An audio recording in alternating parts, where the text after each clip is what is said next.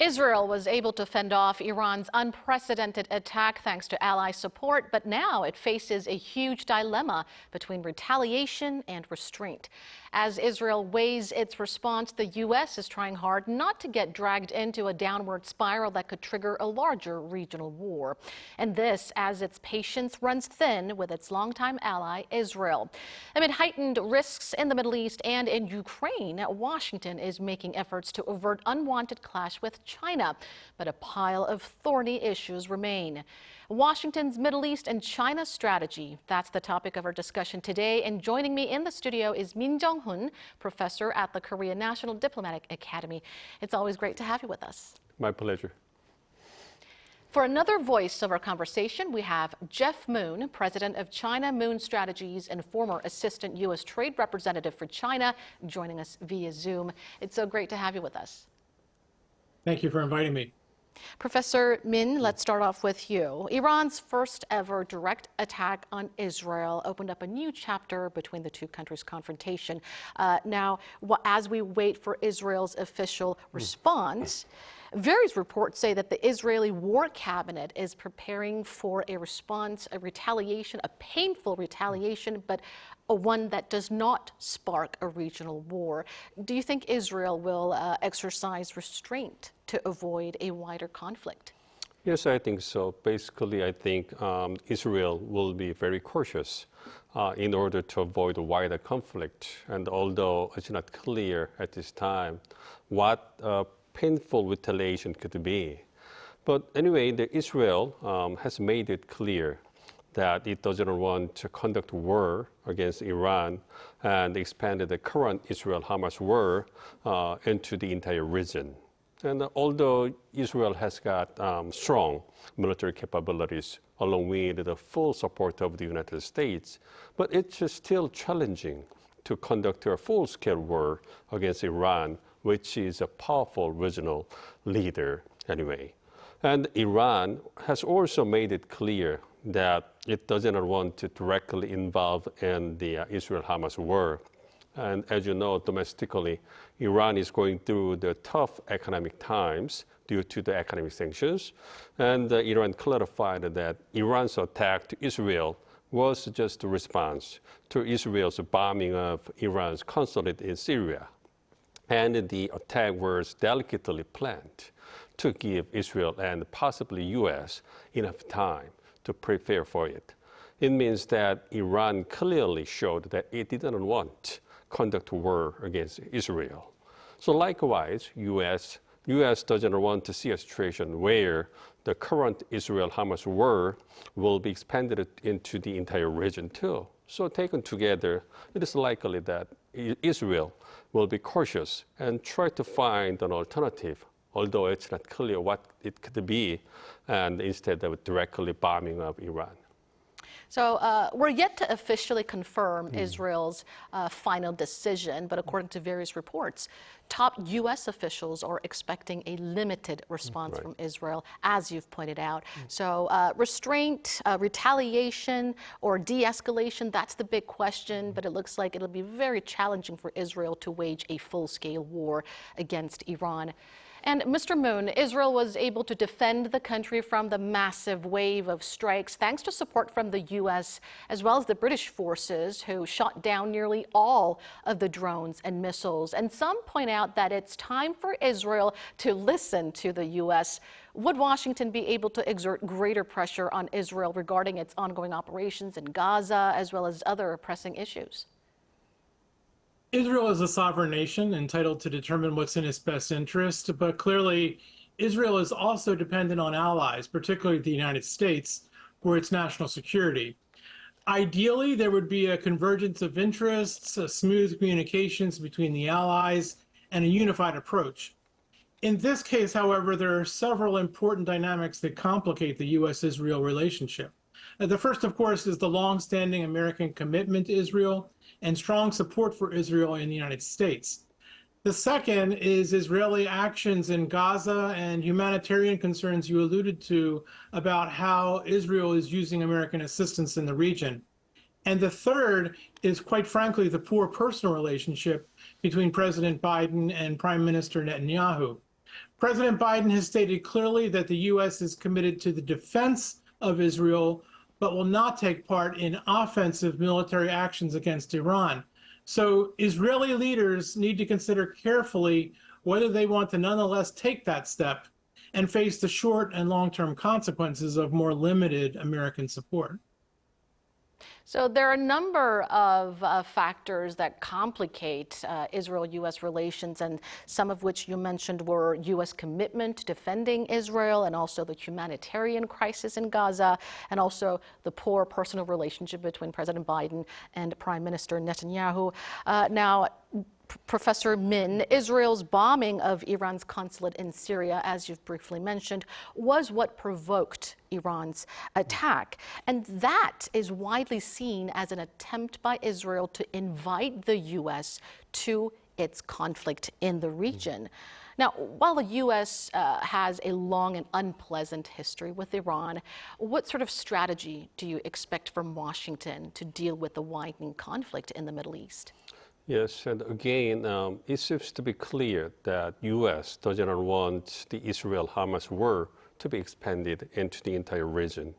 As you know, U.S. has not sent its troops to Israel and Gaza and has not directly involved in military operations there. Instead, it has sent military weapons and ammunition to Israel and just backs up in preparation of a contingency there. So I think Washington wants Israel to cease the fire in Gaza and withdraw with the troops as soon as possible to avoid further civilian casualties there. And if Israel ceases the fire in Gaza and pull the troops back, then it's likely that Israel will block the Gaza area completely and conduct the anti-terrorism operations to finish off the Hamas militants in there. Then U.S. will try to talk with the major regional countries like Israel, Egypt, and Saudi Arabia about how to manage the security in the region. And regarding restoring peace and stability in the region, I think that U.S. will focus on restoring the balance of power in the region. And the Biden administration mentioned several times the two-state solution would be the best option to bring the peace and stability back to the region. Of course, it's not clear at this time whether the solution will work because the regional countries like Israel, Iran, Saudi Arabia, they have different opinions, calculations about it. So anyway, we will see what will actually happen later. But at this time, it's the priority to finish or cease the fire in Gaza. So the U.S. will first seek a ceasefire in Gaza, first and foremost, and it'll also cooperate and enhance communication with the regional players in the Middle East, like Saudi Arabia and Egypt, to let them, balance power in the region to stop the conflict from escalating further. Now, Mr. Moon, shifting gears to U.S.-China relations, the two superpowers are showing greater efforts to improve soured ties on various levels. Following phone talks between President Biden and Xi Jinping earlier this month, U.S. Treasury Secretary Janet Yellen visited China to discuss various economic issues with top Chinese officials. What's behind the two countries' recent series of efforts? The Yellen visit and the other high-level contacts between the two governments are just the latest steps in a joint effort to stabilize bilateral relations. China suspended bilateral contacts after then House Speaker Nancy Pelosi visited Taiwan in August 2022. And then China reversed course on that approach at the meeting between Presidents Biden and Xi at the APEC summit in San Francisco last November. So since then, there have been various high-level visits intended to clarify positions and explore possible areas of cooperation. The critics will say that those contacts have yet to resolve any concrete problems, but the point of the meetings has been to restore clear channels of communication and to responsibly manage competition. The Yellen visit in specific focused on macroeconomic issues that are in her portfolio as Treasury Secretary. So those issues included things like U.S. concerns about Chinese overcapacity, global debt, currency, and other such issues. Of course, there will be additional visits and meetings, and those visits will focus on the issues in the portfolios of other officials. So looking at the big picture, these latest series of efforts mainly aim to restore communication between the two countries. Professor Min, leaders of the U.S. and China during their phone talks sought ways to responsibly manage tensions and avert unwanted clashes. But a pile of thorny issues remain. What are the key issues at the center of contention? Well, basically, I think that it's a good news that the two leaders talk to each other again and discussed about major issues between the two countries, bilateral issues and other global issues.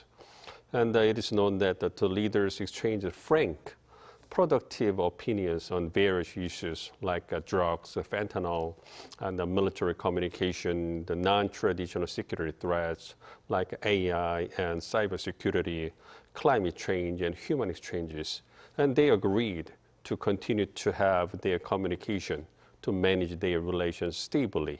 Meanwhile, it is also known that the two leaders confirmed their different opinions about economic security, thorny issues. For example, President Biden emphasized that U.S. will continue to take measures to secure that its advanced technologies, like semiconductors, would not be used to make a negative impact on its national security. It means that U.S. will strengthen its export control about their fields against China. And China expressed its strong grievance about it, and argued that it's the United States that divides the world and make conflicts. And I think these things reflect the main features of the ongoing U.S.-China strategic competition. As you know, U.S.-China competition has been highlighted around the areas where China is going after U.S. rapidly, specifically its advanced technologies and strategic industries like semiconductors, batteries, AI, quantum computing, and 5G, 6G, and others. And they represent future-oriented industries, and they will significantly influence the fortunes of the countries in the future. So the two countries will never give up securing their interests in those fields. So it means that they will continue to compete fiercely in the field in the coming years. So a series of economic and security issues are still driving the two superpowers apart, and those include, some of them include trade restrictions, trade conflicts, especially in the semiconductor sector. But I think the important underlying fact here is that at least the two countries are seeing eye to eye on the need to responsibly manage tensions. Now, Mr. Moon, U.S. Assistant Secretary of State for East Asian and Pacific Affairs Daniel Crittenbrink visited China this week. Will the visit set the stage for top diplomat Antony Blinken's visit to Beijing, and what would be the purpose of his trip? The State Department's readout of the Crittenbrink meeting did not specifically mention a Blinken visit to Beijing, but most people think that that's going to happen later this year. We're right now in the midst of the U.S. presidential election season, so I think it would be particularly useful for Blinken to discuss with his Chinese counterparts any implications for U.S.-China relations during that period. In contrast to the Yellen visit, which focused on economic issues, the Crittenbrink visit addressed political issues that are in his State Department portfolio. So those issues include things like the Middle East, Chinese support for Russia's defense industrial base, cross-straits issues, the South China Sea, and North Korea. And I think those discussions probably were a preview of the kinds of discussions that Secretary Blinken might have with his counterparts if he visits Beijing later in the year. And Professor Min, both the U.S. and China appear to be maintaining open lines of communication, but the U.S. has recently announced a major defense upgrade with its key ally, Japan. Now, that aims to counter China. So what are your prospects for future Washington-Beijing relations after these latest developments?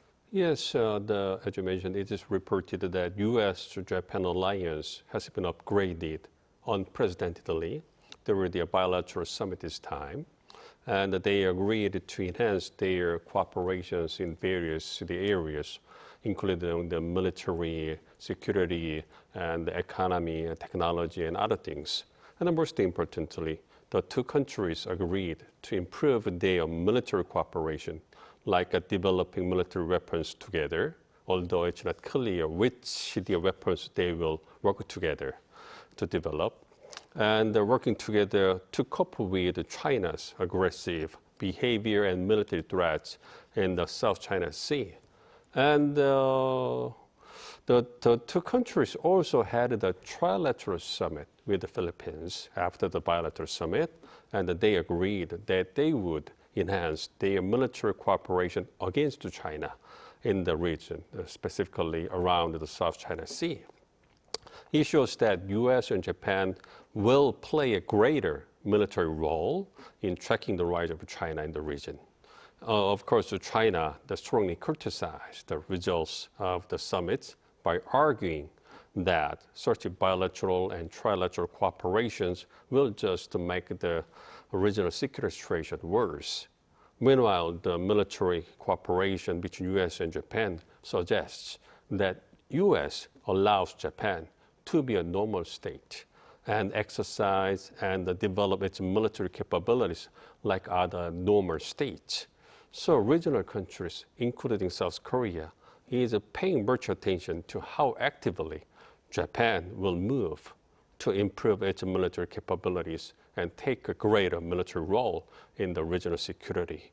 So overall, I think the changes in the U.S.-China, U.S.-Japan alliance reflects changing perceptions on the strategic environment and national interest in the region, and such kind of the strengthening the alliance in the region will just make the China more anxious and aggressive in terms of regional security. The major defense upgrade between U.S. and Japan, which is the biggest in their 60 years of alliance, will certainly further boost their defense cooperation and their security ties, and it will give Japan an expanded role in the region. How would that affect the trilateral defense cooperation between the U.S., Japan, and South Korea? Would that affect South Korea directly in any way? Well, we need to a little bit differentiate the bilateral cooperation and trilateral cooperation among the three countries, U.S., South Korea, and Japan. As you know, the regional security and the cooperation have been mainly based on the bilateral cooperations among the three countries. Specifically, the South Korea, ROK-U.S. alliance and the U.S.-Japan alliance have been the main function in terms of securing these countries' the security situations in the region. So, and it means that the trilateral cooperation has been at a very low level compared to the bilateral cooperations among the three countries. So it's a kind of little bit the differentiation between the two different types of the cooperations. But anyway, this time the U.S. and Japan has upgraded their bilateral the cooperation. So it will indirectly affect the future cooperation among the three countries. But again, the trilateral cooperation among the three countries have got a long way to go before they reach the similar level of the bilateral cooperations among the three countries. So the three countries will work together to institutionalize or develop the level of cooperation at the trilateral format, but it will take much time before we see some kind of the fruit or the outcome of the kind of the effort. And going back to U.S.-China relations, Mr. Moon, we keep hearing reports that the Chinese government is operating fake social media accounts, impersonating U.S. voters about their views on domestic political issues, and they're now flooding the socials with fake Trump supporters. How do you see this? And does China prefer Trump over Biden? The question of which candidate China prefers is an interesting one. Actually, I think there are good arguments that could persuade you either way. On the one hand, Beijing might prefer Biden because he has deep international experience, he understands diplomatic norms, and he has a steady hand that brings stability to a very unstable bilateral relationship. On the other hand, Trump has been such a disruptive and unpredictable force that the Chinese might hope that he will ignore or destroy vital American interests and thereby undermine American leadership in the international community. I think most important to South Korea, for example, is the fact that Trump has given less attention than Biden to America's alliances with other countries. As for social media, China has a long history of propaganda designed to mislead audiences both at home and abroad. Social media, in my mind, is just the latest tactical tool China is using to pursue that long-term strategy. And at least for the time being, it seems that the propagandists in Beijing prefer Trump. It looks like Mr. Biden and Trump, they each have their own respective pros and cons when it comes to China's interests. We'll have to leave it there for tonight. Thank you so much, Professor Min and Mr. Moon, for sharing your perspectives. Thank you. Thank you. And that brings us to the end of the show. Thank you for watching, and be sure to tune in same time tomorrow to join our conversation. Goodbye for now.